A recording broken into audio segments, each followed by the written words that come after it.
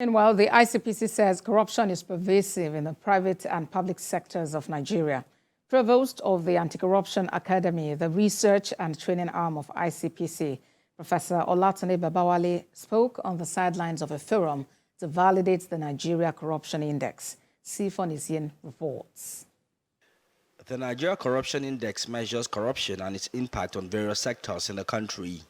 The Anti-Corruption Academy, the research and training arm of ICPC, says the Transparency International Corruption Perception Index that ranked Nigeria 150 out of 180 in 2022 falls short in that it only measures perception.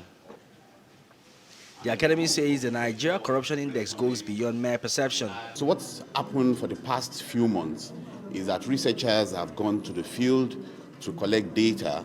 The data has been analyzed, and then there's a draft report out now. This is a validation meeting for stakeholders to look at the findings from that survey and discuss the findings and bring their own inputs or comments or questions or observations that they may have in relation to the findings. While the report is yet to be finalized, the Provost of the Anti-Corruption Academy says corruption is pervasive in the country. One of the things we found out is that people have used the concept of corporate social responsibility fraudulently.